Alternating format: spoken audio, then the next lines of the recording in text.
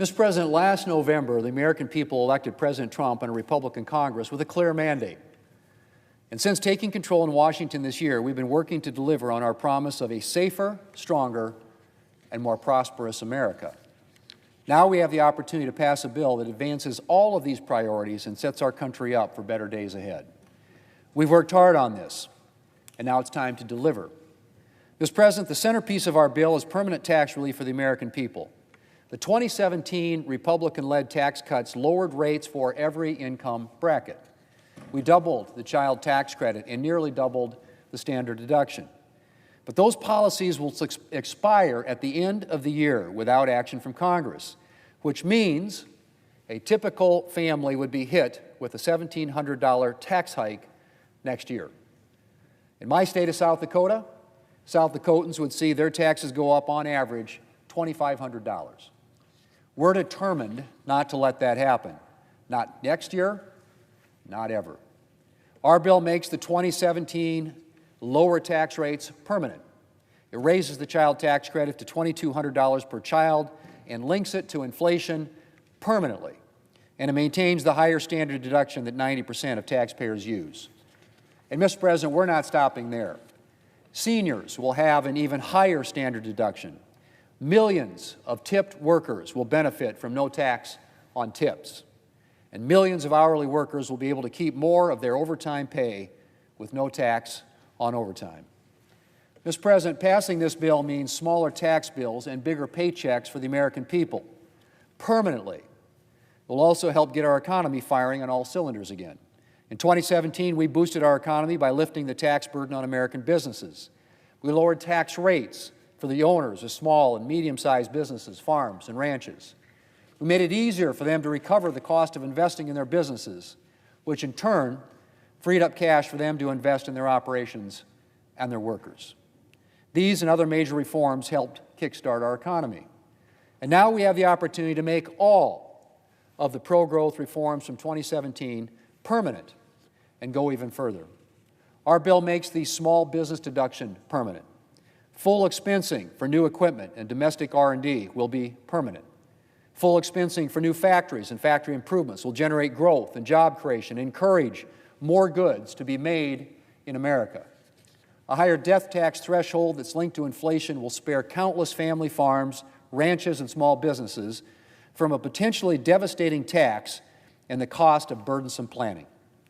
And the next generation will be able to access new investment accounts when they reach adulthood to use for education, to start a business, to buy their first home, essentially, Mr. President, to get a running start on the American dream. All of this means more money in Americans' pockets, more opportunity, and greater prosperity. Mr. President, a bill to make America stronger and more prosperous would be incomplete if it didn't make America's farmers and ranchers stronger.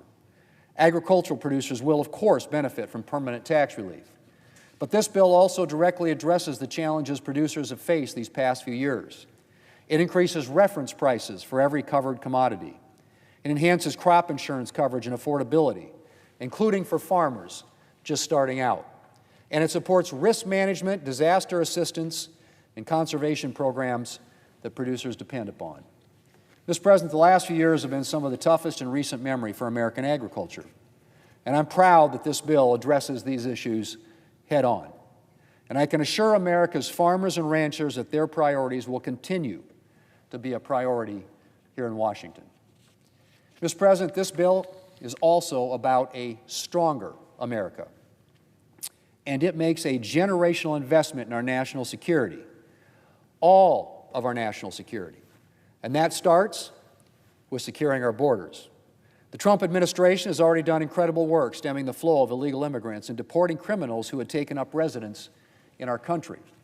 But there's more work to be done, and law enforcement needs more resources to do it, and our bill provides those resources. Technology and manpower to stop illegal immigrants and illegal drugs at the border. Increased capacity to deport dangerous individuals from our country. And yes, finally finishing the wall. As I said, the administration has made great progress already, and I'm eager to get these resources into the hands of the men and women on the front lines to solidify those gains. Mr. President, we're also making a major investment in strengthening our military. Recent events have only reinforced the imperative of military readiness. But in a number of instances, we've let our military strength slip, and adversaries like China began to outpace us in key capabilities. Our bill will help reverse that trend. It invests in shipbuilding, supports a new Golden Dome for missile defense, revitalizes defense manufacturing capacity in America, and invests in the war-fighting technologies of tomorrow.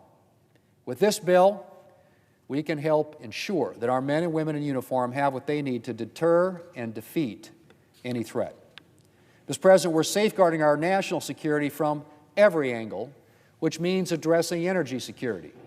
Energy security might not get the same attention as border security and national defense, but it's a big part of keeping America strong and secure. Relying on energy from hostile nations or unstable parts of the world can be a dangerous proposition. And maintaining energy independence is key to keeping a country secure. We're fortunate to have an abundance of natural resources in this country, and our bill makes sure that the American people benefit from those resources by freeing them up for responsible domestic production for a secure, stable, and affordable supply of energy.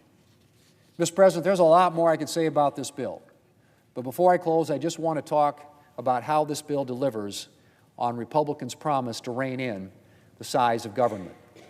Deliver savings to the American people by reining in waste, fraud, and abuse in federal programs. It includes the largest spending cut in American history, as well as common sense, good government reforms that haven't been attempted in Washington, D.C. in decades. And with more revenue we get, Mr. President, by growing the economy, not by raising taxes, this bill will actually help reduce the deficit by as much as $6 trillion. Mr. President, this bill delivers on the mandate the American people gave Republicans last year: a stronger America, a safer America, and a more prosperous America. It's right around the corner. Mr. President, I yield the floor, and I suggest the absence of a quorum. The clerk will call the roll.